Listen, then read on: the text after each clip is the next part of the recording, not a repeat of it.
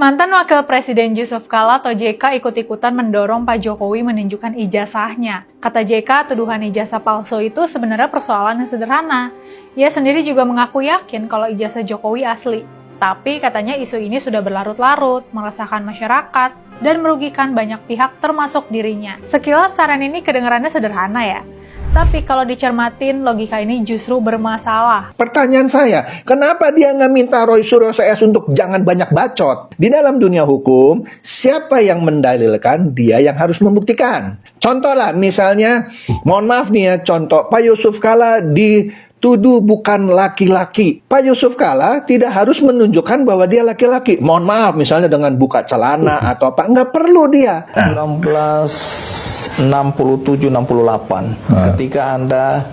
ketika Anda jadi ketua HMI Makassar ya, 67 Anda memimpin pembakaran gereja, biara, vihara dan rumah-rumah ibadah non-muslim ya.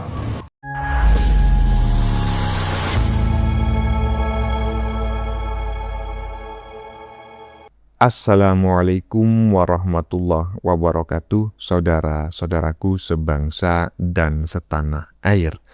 Dimanapun kalian berada, semoga kalian selalu dalam kondisi sehat walafiat, begitu ya.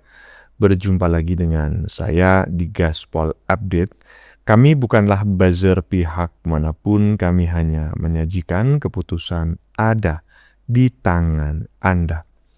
Teman-teman ya, ini ada video yang menurut saya cukup menarik ya. Ini tentang si Chaplin ya, yang gak ada hujan dan gak ada angin tiba-tiba saja senggol Jokowi. Ada bang anginnya bang ya. Tuduhan AI ya, yang menyerupai Rismon yang menuduh bahwa dalang dibalik isu ijazah palsu ini adalah si Chaplin. Itu mah jebakan bro, jebakan Batman. Intinya, narasi yang dikembangkan oleh si Chaplin ya dalam menyenggol Jokowi itu sama ya dengan narasi yang dikembangkan oleh kelompok Dewa Panci untuk menyerang Jokowi. Yaitu agar Jokowi menunjukkan ijazah aslinya ke hadapan publik. Nggak pakai nunggu lama ya, Chaplin langsung dirujak netizen. Bahkan salah satu netizen itu mengatakan, akhirnya dalangnya muncul juga. Dalangnya masuk ke dalam jebakan.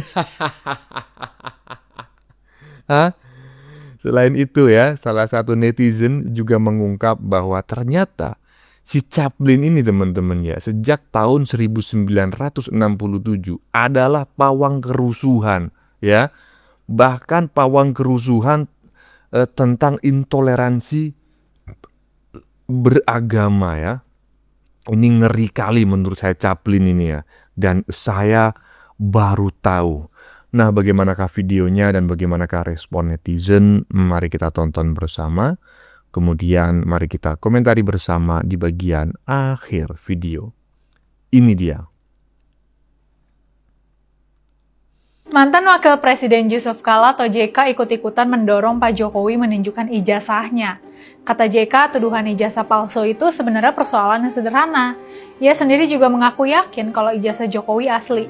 Tapi katanya isu ini sudah berlarut-larut, meresahkan masyarakat, dan merugikan banyak pihak termasuk dirinya. Karena itu ia menyarankan agar Jokowi menunjukkan ijazahnya ke publik biar polemik segera selesai. Sekilas saran ini kedengarannya sederhana ya. Tapi kalau dicermatin, logika ini justru bermasalah.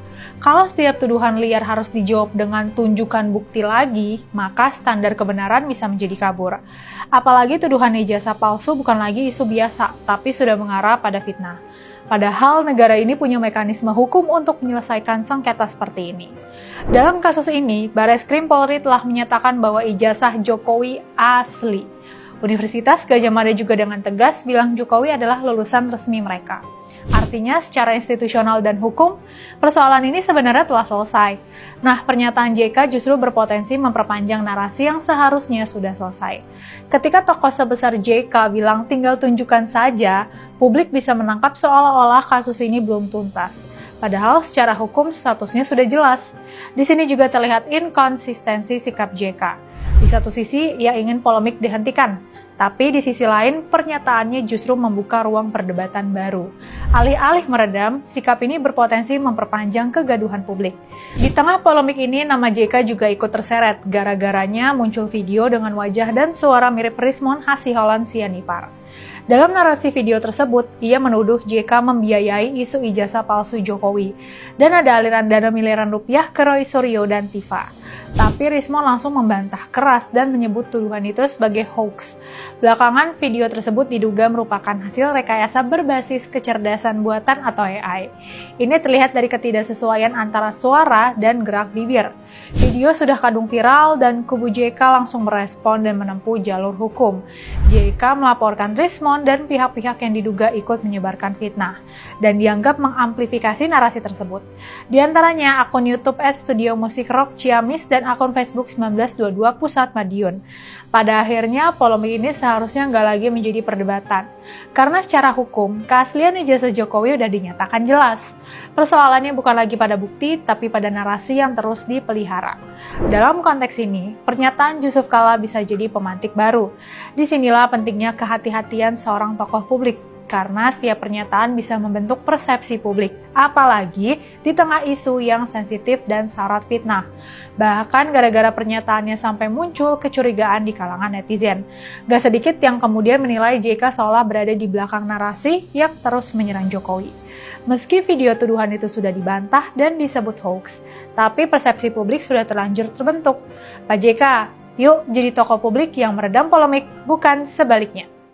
Ya, intinya dari apa yang disampaikan oleh mbak-mbak yang bening barusan ini, saya mendapatkan sebuah informasi bahwa ternyata, gitu, orang yang walaupun jabatannya tinggi, sekelas mantan wakil presiden, ternyata tidak berarti selalu berbanding lurus dengan tingkat intelijensinya. Orang kaya sekelas si Chaplin juga tidak berbanding lurus dengan tingkat intelijensinya, gitu.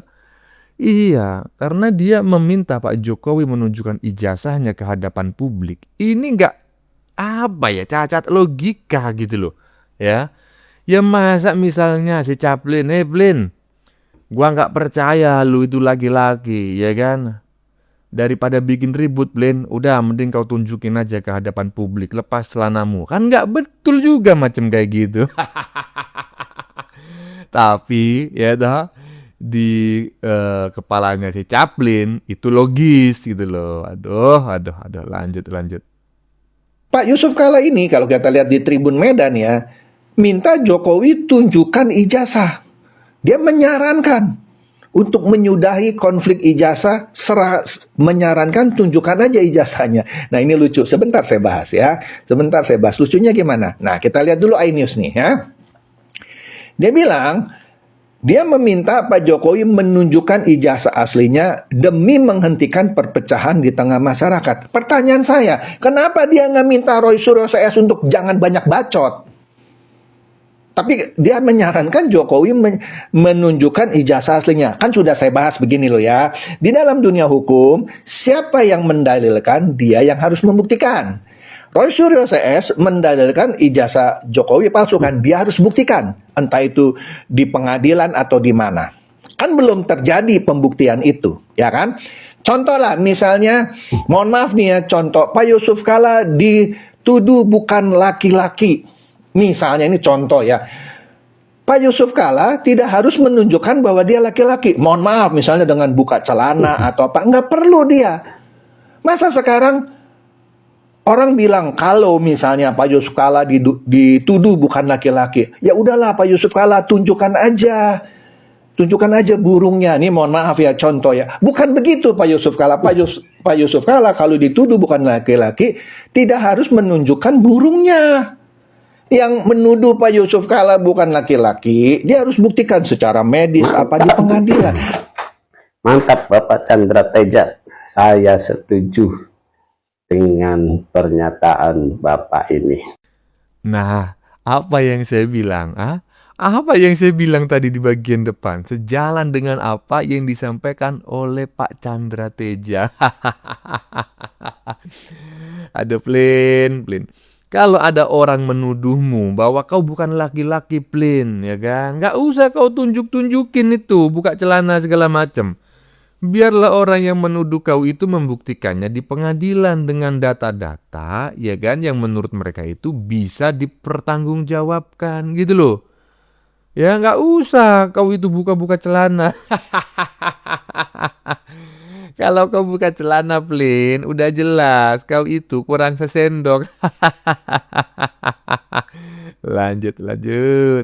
Jokowi menikmati betul tontonan ini. Saya percaya itu. Artinya sebenarnya Akan diarahkan ke Pak Jokowi pasti tentu secara mental tidak akan siap berhadapan dengan itu. Maka isu ini di-create. Dan muncullah pembuat video AI. Saya percaya meyakini video ini justru dibuat oleh pendukung-pendukung ya entah siapa, tapi yang jangan fitnah ya. Tujuannya apa?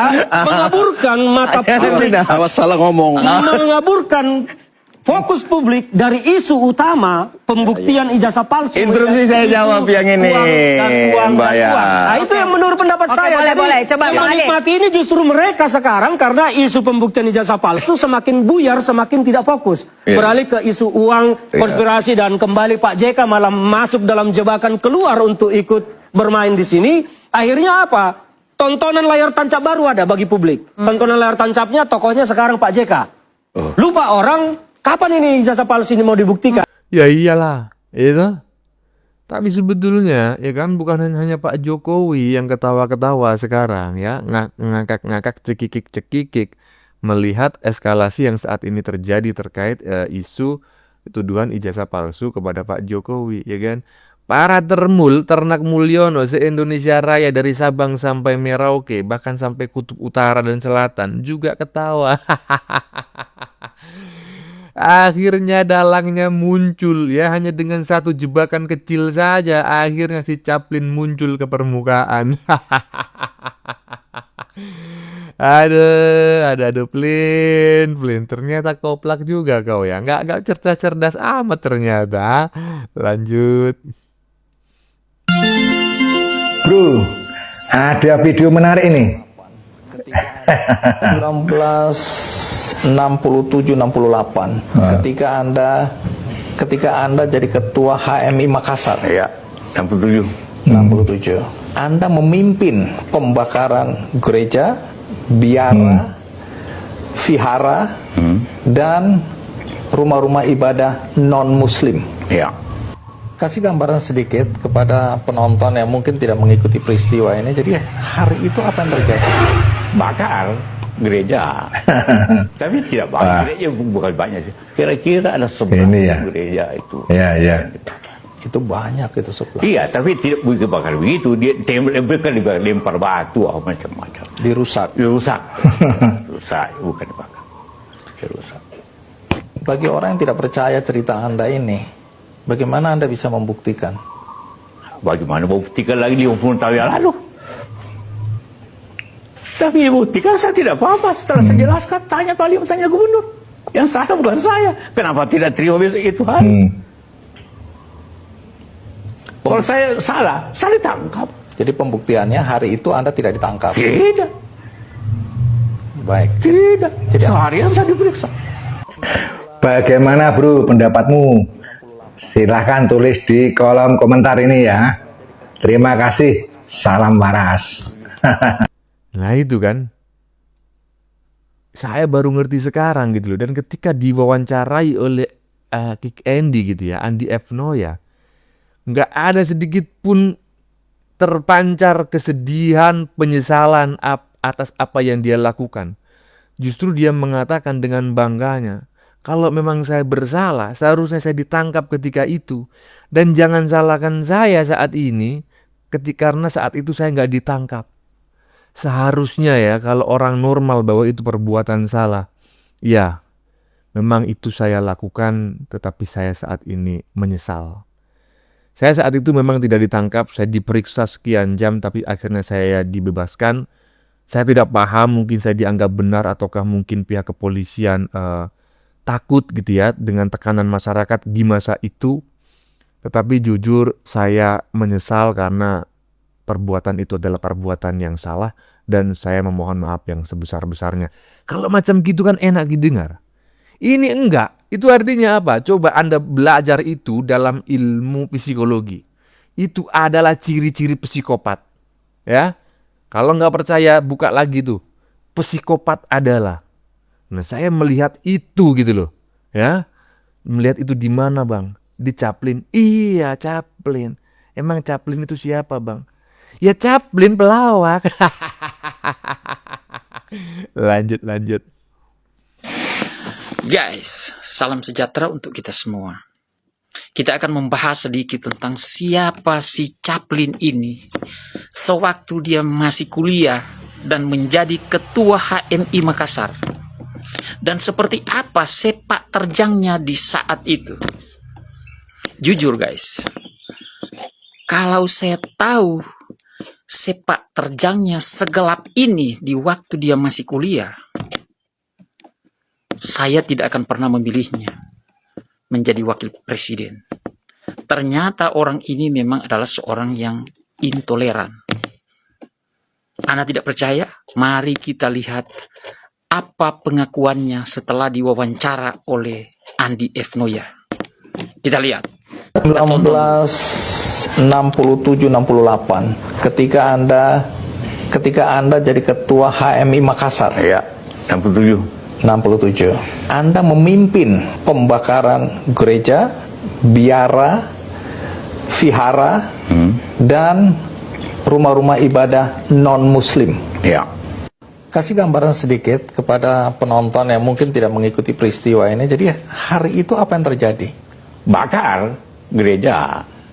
Tapi tidak banyak gereja, bukan banyak sih. Kira-kira ada 11 gereja itu yang dibakar. Itu banyak itu 11. Iya, tapi tidak dibakar begitu. Mereka lempar batu atau macam-macam. Dirusak. Rusak, bukan dibakar.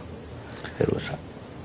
Bagi orang yang tidak percaya cerita Anda ini, bagaimana Anda bisa membuktikan? Bagaimana membuktikan lagi 50 tahun yang lalu? Tapi dibuktikan saya tidak apa-apa. Setelah saya jelaskan, tanya gubernur. Yang salah bukan saya. Kenapa tidak terima besok itu hari? Kalau saya salah, saya ditangkap.